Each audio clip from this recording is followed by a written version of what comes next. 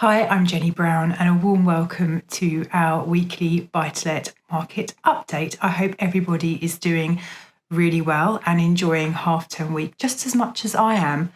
Actually, do you know what? Just now my son said to me, are you about to record your weekly video? Because it's Halloween week, so maybe you could do it dressed as a witch. Oh, actually, you already are. How rude is that? So in terms of what we've seen from lenders in the last week, so first of all, we have seen Zephyr Home Loans reduce some of their pricing across their buy-to-let range.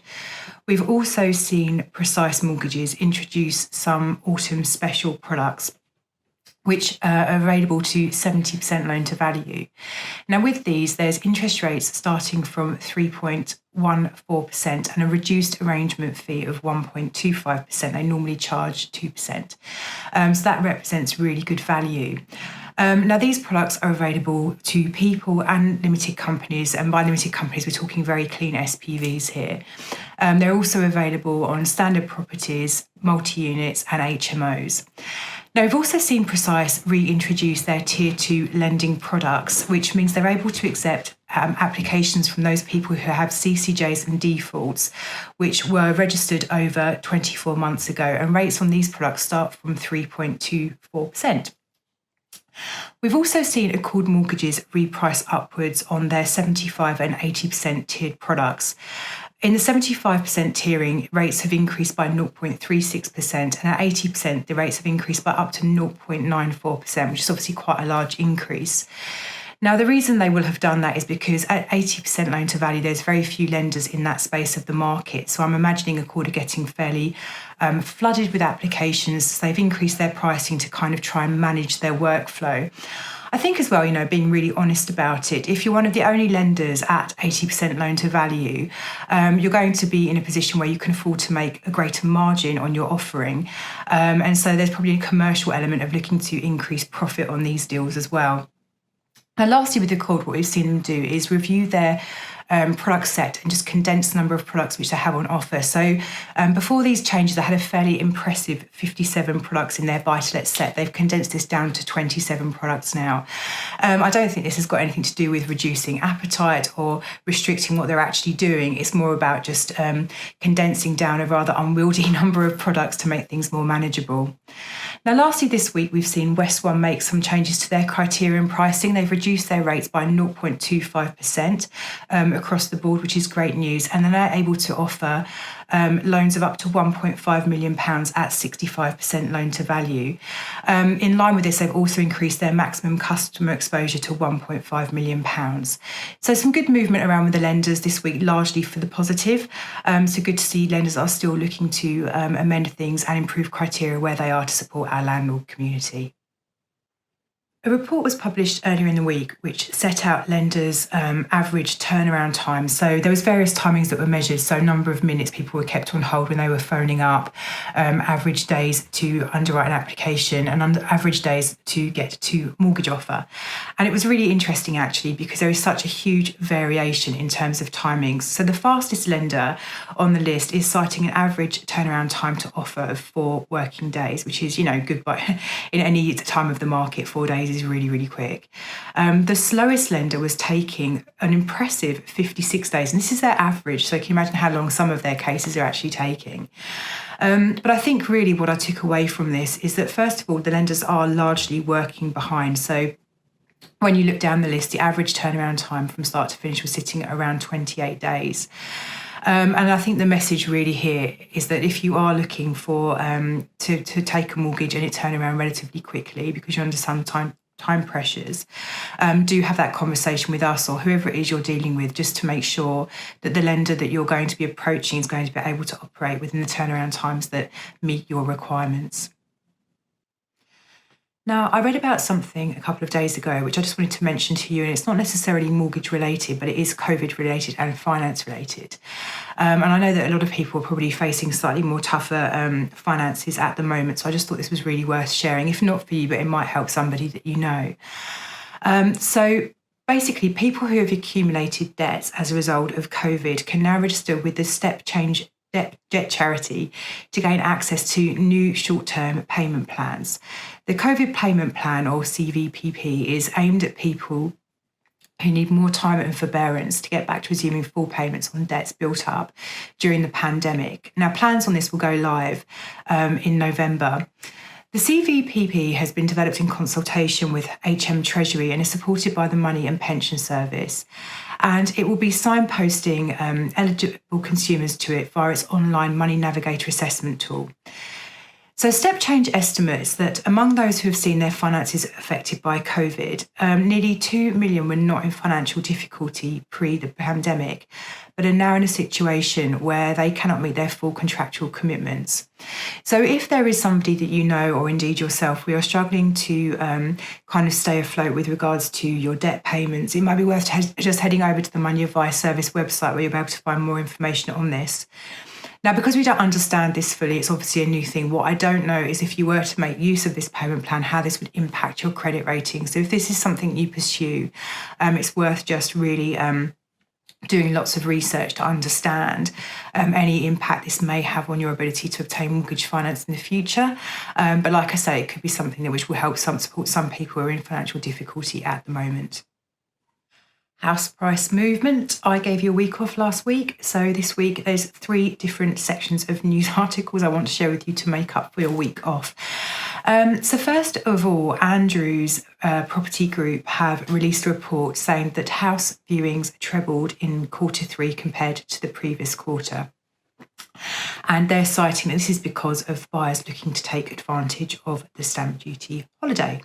Its figures are showing that viewings were up 205% in Q3 versus Q2, with more than 17,000 viewings taking place during the quarter, compared to less than 6,000 viewings which took place in Q2. They're also saying that instructions were up substantially over the same period, more than doubling.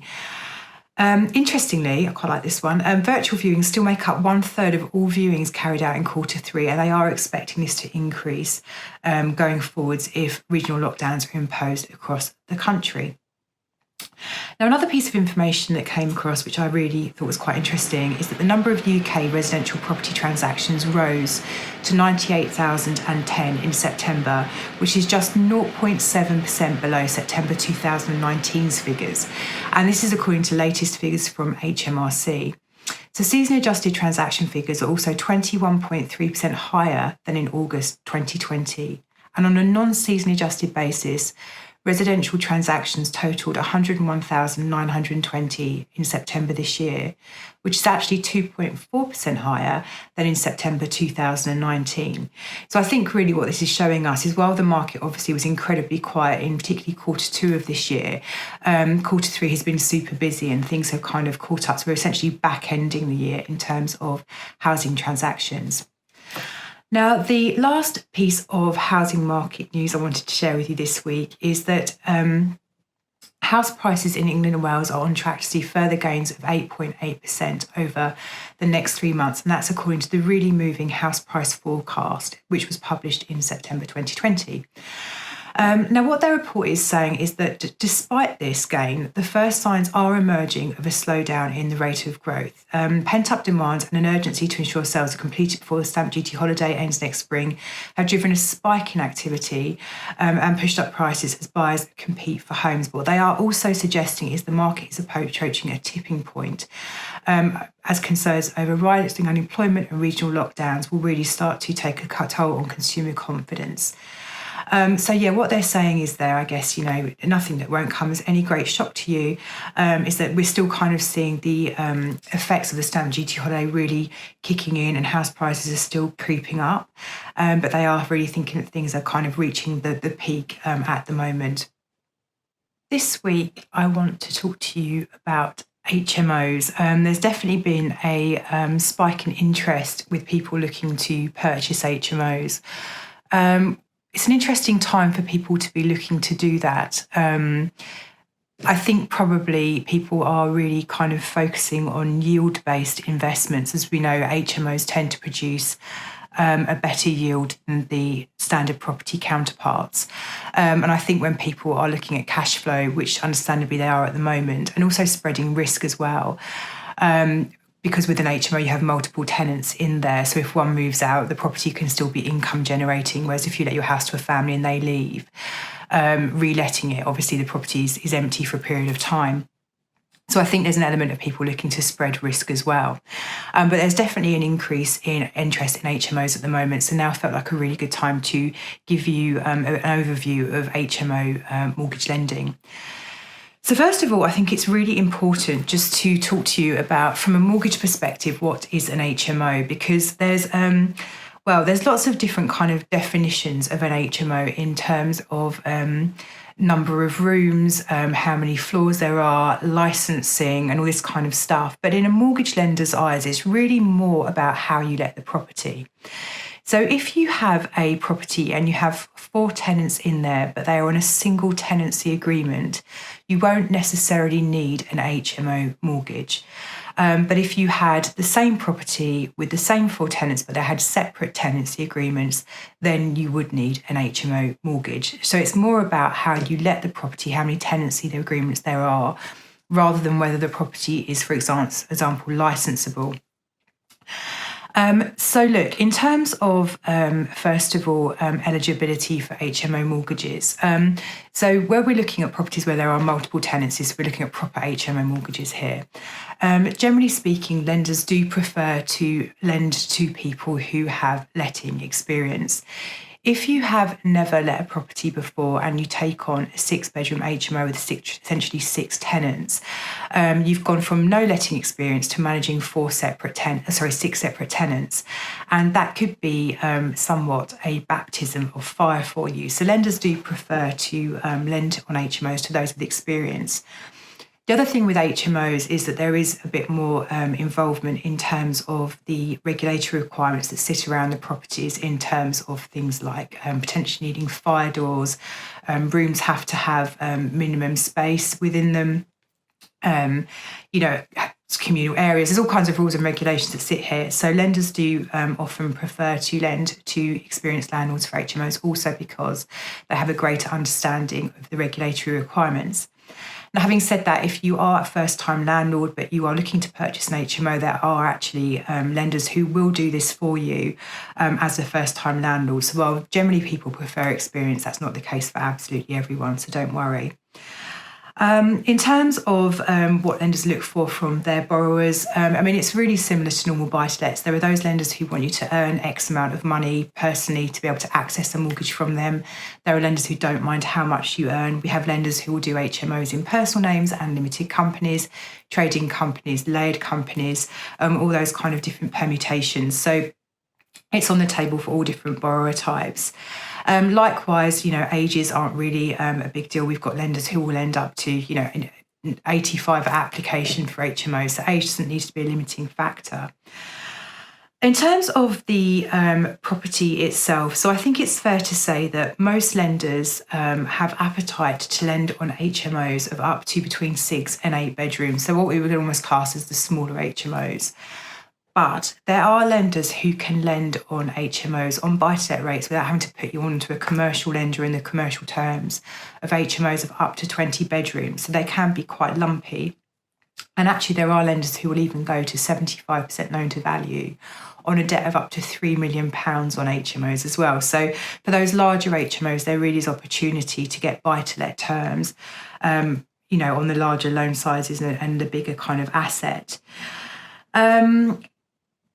In terms of, and one of the questions we get asked a lot actually is, what if you're buying an HMO which needs a license, but actually at the point of buying the property it doesn't have a license? So it's been used as a family home, but your intention is to run it as an HMO going forwards.